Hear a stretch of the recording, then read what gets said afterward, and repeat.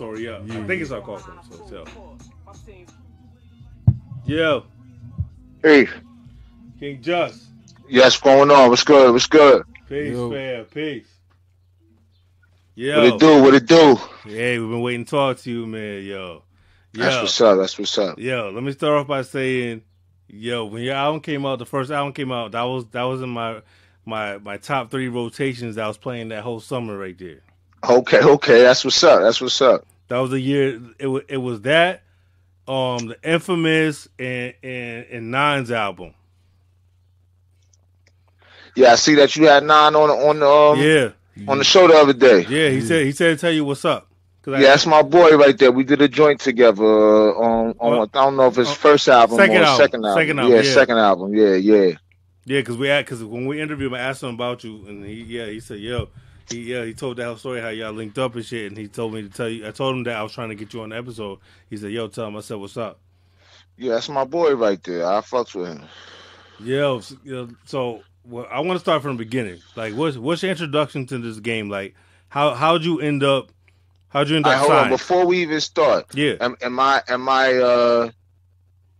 is there anything I can't say? you can say anything you want on here. Yeah, we this, keep it raw. This is why we call it the barbershop talk, because you can say anything you want. yeah, we're not on that Oh, PC. okay, bullshit. okay. I didn't want to say anything that was impolitically No, incorrect. This ain't the place for that. You can say whatever you want. Yeah. Okay, okay. So let's get it. Let's Right. talk. So how'd you get into, like, what's your introduction to this game? Like, how'd you end up signed, and like, how'd the first album come about?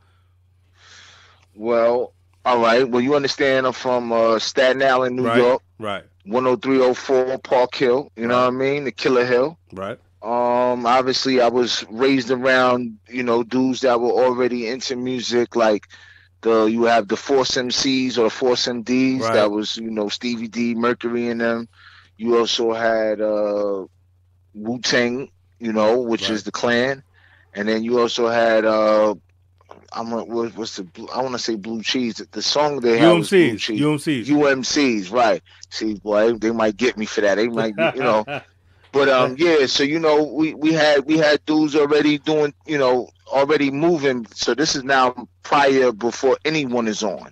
You understand what I'm saying? So this is more like Right. in the park battles, things of that nature, neighborhood battles and things of that nature. So for me, I was just an MC from Park Hill that was trying to make my mark and let my story be told through the neighborhoods and, through the place from where I'm from. So it basically started like, rapping on the street and things of that nature, and then wind up taking off from there. Like, meaning, like, some guys were more serious than others. So some people put their, craft to a place where, we went to the studio where other, cats just maybe rhymed on the street.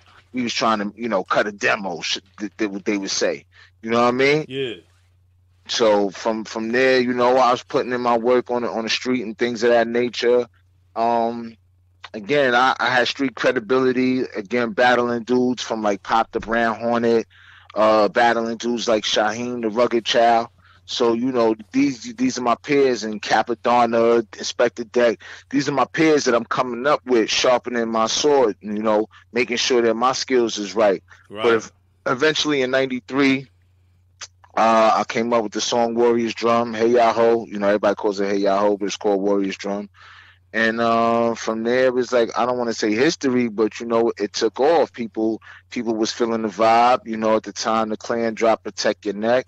Shaheem had On and On. Yep. And then it was only right for me to come with my, my story to tell, which was the Warriors Drum, Black Fist, the Killer Hill side of it. Yeah. I love the I love that first joint right there, Warriors Drum, but my shit is No Flows on the Rodeo. Okay. That was my joint when like that joint Yes, dropped. that was produced by Easy Mo B, right? Yeah. Yes. Yo, that's just classic. This is around the time when you had Craig Mack came out with Flavor in Your Ear. Right. So this is right around that same time, and Easy Mo B was like one of the hottest producers that was out. He did a lot of joints on Biggie's album, God Rest. Yeah. So he was a classic how could I say, producer for me to go see. And yeah, we made magic with that no flows on the rodeo, man. That took me some places too. So, it was good, man. Like, I love hip hop. I love it for what it is. But it also has a sad part about it too. Or we will get into that. But Right. you understand what I'm saying? So what's your connection to the clan? Because I remember if you look in the credits in the shout outs in Thirsty's Chambers, your name is in there. Again, we grew up together, Mm. so you would say that we all family, right? But the difference with that family is when they was making their moves to, you know, let it be known to the world who they are. Right. For me, I kind of didn't fit in that equation. Too many MCs, and I'm a headstrong type of guy, so I'm not saying, and no, not taking anything from them, Right. but I'm not a yes man. So there were certain things that I probably wouldn't have been able to go with that they was okay with. So for me and my squad, we started our own movement. It's like up the block, down the block. Like they were from down the block, I'm from up the block. Same neighborhood, same, what I'm saying, same area code. But I just I hung around the corner. They hung on that corner. So, but other than that, again, we all fam, and that for me that was just something where I couldn't, fit in. But the clan is like, again, they my family. They wouldn't have shouted me out, or they wouldn't have, you know what I'm saying? Yeah. Recognize who I am if I wasn't, official, or we didn't come up together. Yeah, because it was your name and like Pop the Bright Horner. There's a bunch of names that's in the shout outs for Thirsty Chambers that I remember seeing that I didn't know who they were until later. Okay. Then later on, I saw your music come out. And I was like, oh shit, okay, I remember seeing that. I saw that name before.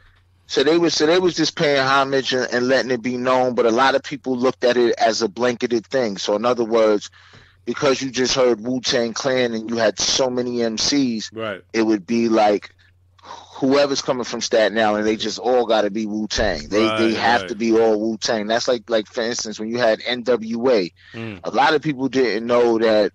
Let's say Ice Cube was related to De La Homo, Funky Homo Sapien. Yeah, I don't know if you heard of him. Yeah, that's his cousin. Yeah, from Hiram. Right, that's his cousin. Or a lot of people didn't know that, Snoop and Warren G was, what was it? Warren G and somebody else. Warren G and Dre, yeah. Right, Warren G and Dre. Yeah. So you would think like, oh, Warren G's down with NWA, but no, in all reality, Warren G's Warren G. Yeah. He's just so happened that his brother is or his cousin is. You know what I mean? Right. So that's all that is with when it comes to like the whole clan and the whole Wu Tang thing. It's like so many people is a part of that. It's it was a movement before it was a group. So if you don't know, Wu Tang stood for We United to Achieve New Goals. The we was Park Hill and Stapleton. So there was just basically two neighboring neighborhoods that basically, we used to go to war all the time. Right. You know what I'm saying? Like I used to go to war with the Pop the Brown Hornet and them and Shaheem and them. And, and I say that to say like, just two neighborhoods where, we either battled for girls, we battled in sports, we battled in rhyming, we battled in who could dress better. So it was always a competition with us, you know what I mean? Until eventually we got older and understood that it would be better, for us to be together than actually separated. So that's what the whole Wu Tang is. So am I wrong when I put you on the umbrella? Because in my mind, I feel like in my mind I'd be like King Judge is the Wu Tang umbrella. Like part of that. Well, yes. Well, I'm see. My thing is, I don't like to claim it only because I don't want anybody to think like I'm riding coattails or I'm somebody who's trying to, and excuse my French, but dick ride. Right. That's not what I do. But if I had to put it in a totality and say, am I a part of that movement? Of course I am. Okay, you know what I'm saying? I'm from Park Hill. I'm part of the other half of that movement. Right. If you look at Wu Tang, the clan itself, the members is basically Stapleton and Park Hill, with the exception of Riz's family, which is Brooklyn, Genius, Master Killer, Old Dirty, which is Brooklyn, which is again right next door to us. Right. You know what I'm saying? So other than that, You know what I mean? In the totality, yes. Because if you ever hear Shaheem, he'll say GP Wu, or you'll hear Pat the Brown Horn and say GP Wu. So again, Wu Tang was a movement of neighborhoods at one point in time. Until later on, obviously, the members that were doing music, you know, made it a group. Story up.